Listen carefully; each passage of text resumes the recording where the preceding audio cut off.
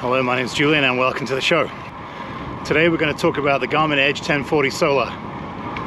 Had this now for about 8 months, oh maybe 10.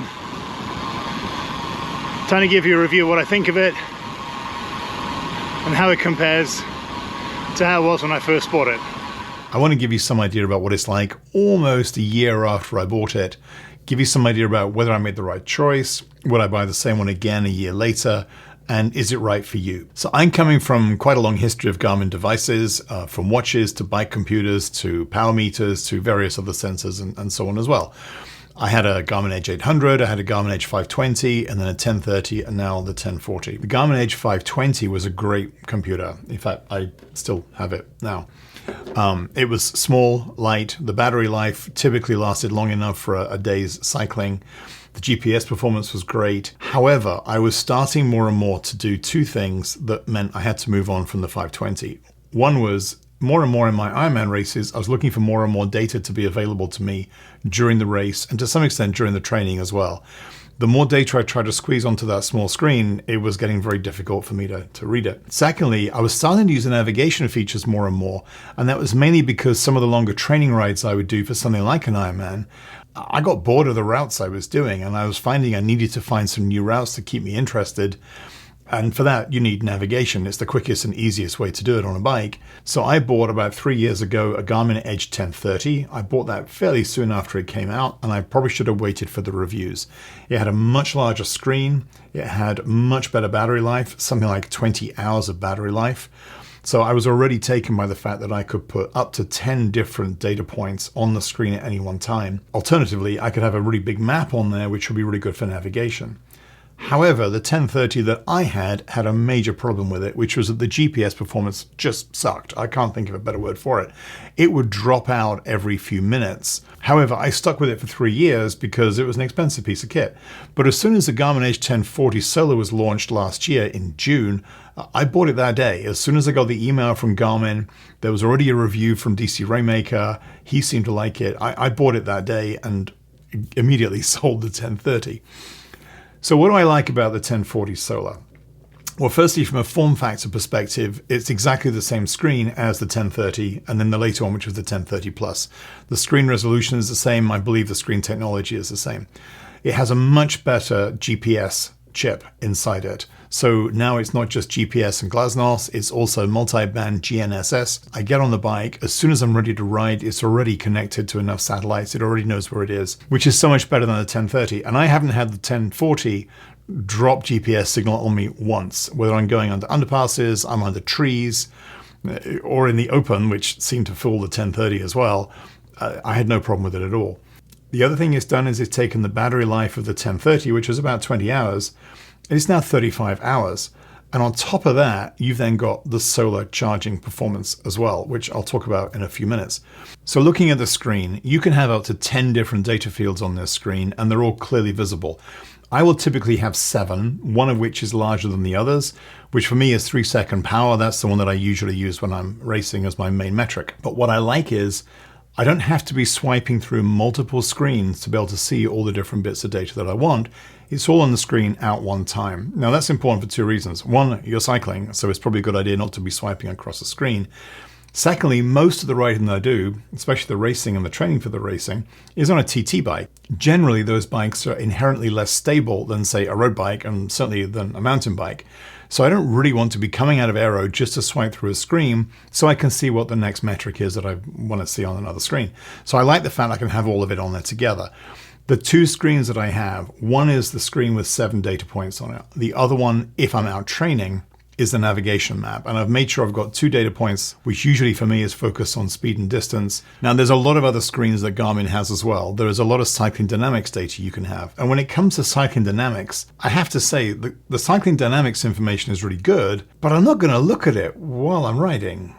I'm going to look at it, if I look at it, I'm going to look at it after the ride when I'm trying to analyze what I've done and how I've done it. So all those screens for me are just turned off. So I have my 2 screens. I have my 7 data points, and then I have my map if I'm training and not racing. And that's it. That's all I have. The other thing about the screen is that the user interface is so much smoother than it was in the 1030, which felt a bit clunky in comparison. Now, you can't compare this to, say, an iPhone screen. It's not as responsive.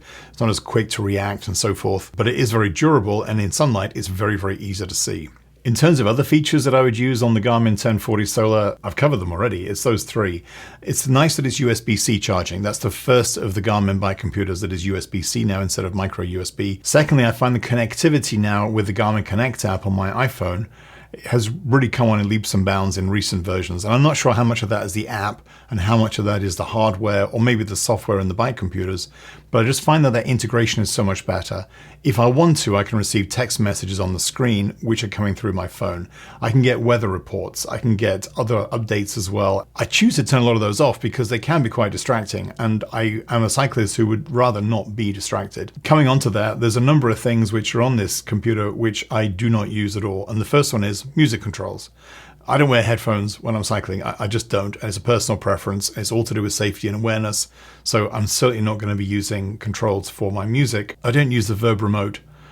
I didn't actually think Garmin still did Verb cameras, or maybe there's something I'm missing in the Verb product range, but I'm pretty sure that's legacy right now. I don't use group track. So if a number of you are doing a group ride and you've all got similarly compatible bike computers from Garmin, you can actually see where each of you are on the course that you're doing. And that could be, especially if you've been dropped or you've dropped somebody, you can see where they are on the course. And I think that could be really useful if you're riding in groups. I typically don't. I am a long distance triathlete. Most of the races I do are non-drafting races. So it's actually better to train with not having people around you. The same also with rider to rider chat. I really don't see the point of this when you have got your phone. And again, if you're riding close with people, why would you want rider-to-rider chat? I appreciate this is something along with group tracking that probably are things that other people will use. But in my use case, I don't use those at all. It also has a gyroscope on it. What is a gyroscope doing on a bike computer? Now, there's 2 things that it could perhaps be used for. Okay, if you have an incident, a gyroscope is going to make it easier for the Garmin Edge 1040 to identify the fact that you've had an incident, and then through the app, alert people that you have set up in the app to be alerted in such a situation. The other one is I believe it can help with things like cadence measurements if you don't have a cadence sensor, but I can't actually find any data on that. So if you know that to be true or not, please put a comment in below and I'll be happy to put something on the comments if I've got that wrong. The other thing I don't use, and I can imagine I will never ever use, is the Garmin bike alarm feature. If I'm going to leave my carbon bike somewhere that's potentially at risk of theft, I'm probably not going to leave my $750 Garmin Edge Solar 1040 on that bike because it's probably a lot more stealable than the bike itself. I think what I'm trying to get to here is there's an awful lot of features on this computer and other bike computers that Garmin come up with that I'm just never going to use. But by promoting some of these features so heavily, I've got to ask, who is Garmin's competitors? There are other computers out there, but I have to say none of them are really coming up with anything unique. So I get the feeling that you've got this major player in Garmin. All the other players are really interested in just taking share from Garmin. They're not actually looking to create a larger space. And that does make sense. As a market matures, you do naturally get that. You get somebody who's creating the market, innovating, and then you get other players coming in who may just look to take share by coming up with something that's comparable or maybe at a different price point or have some slightly different features. If Garmin is looking for people to upgrade, we are getting to a point where it's going to be tough to justify upgrading from different computers. I upgraded from the 1030 because the GPS performance sucked. If I didn't have that GPS issue with the 1030, I don't think I'd have bought the 1040. But if someone right now is on their 530, which is the current version of the 520, or the 830, and here is an example of an 830, I really don't think there's a compelling reason for you to move up to the 1040. The only thing that the 1040 is really going to give you is that much bigger screen size. I want to talk now about solar charging, and this is something that Garmin, I think, is really creating some new space in when it comes to wearables such as the watches. But when it comes to a bike computer, it's a bit different. Firstly, you've got a much bigger screen, okay? And it's a similar setup to what we have in the wearables. You have a solar panel around the edge, in this case, the top and the bottom of the screen of the 1040. Then you have the screen itself, where I think it's 15% of that energy can be converted. The other difference is with a watch and the solar panel on the watch, that watch is moving around all the time and it's not necessarily directed at the sunlight. Whereas in the case of a bike computer, the way it's positioned, it's pretty much facing up towards the sky and maybe the sun. The result of this is that the charging performance on this through the solar panel is just outstanding. Garmin claim that through normal usage, you can extend the battery life from 35 hours to 45 hours. There's no benefit to me, but it really feels quite cool. And I just love the technology that enables you to do this. Garmin's gone further with this with the Instinct 2 watch series. And if you're not aware of those, please Google those. I don't have one, but I am aware that with the Instinct 2 watch, in theory, you do not need to ever connect that watch to a charging cable. So I think this is a killer feature that Garmin will continue to bring into new devices. And when they bring out more bike computers, maybe in the smaller sizes, maybe they'll be bringing the solar panels into those as well.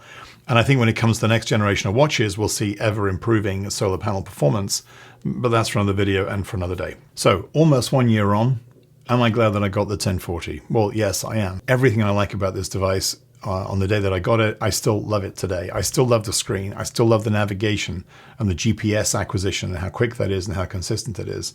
And I love that battery life augmented by the really cool solar panel. So all the reasons I wanted it in the first place, I still want them now. So at this point, would I recommend that you buy one? Well, really, that depends on what sort of cyclist you are. I think that large screen is more suited to road, triathlon, and commuting. And those are three groups I would see as being the main users of a large screen GPS unit like this one. If you're a triathlete, I definitely think this is the right thing to do, mainly because you can get all the data points that you think you might need on that screen at any one time. If you're a road cyclist and you're doing group rides on the weekend or something more serious than that, I think it could also be a good one. But when you're looking at it on a road bike, it really does stick out from your bars. You see, if you look at this picture here, this is on the front of my TT bike, my Cervelo P5, and you can see here it fits very nicely in between the aero bars. It's a super clean look and it's completely out of the way.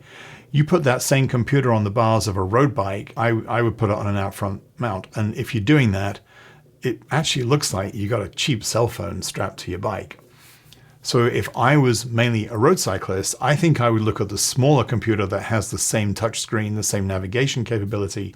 The current version of that is the Garmin Edge A30. The last group is commuters. And here I think it's a bit different. If I was a regular commuter, I think I'd be looking more at my cell phone in, say, a Quadlock case or a Peak Design case or some other case that can sit on my bike and can give me all the data I need. So if your use is commuting, I would suggest you'd be better off with your cell phone instead, even though you're probably cycling more distance and more frequently than the other two categories put together. So that would be my recommendation. For commuting, I think you should use your cell phone.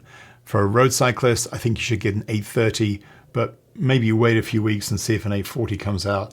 If you're a triathlete, don't hesitate, get the 1040. I hope this is useful, I hope this is enjoyable. If so, please like and subscribe. Thanks for watching, and I look forward to seeing you in the next video.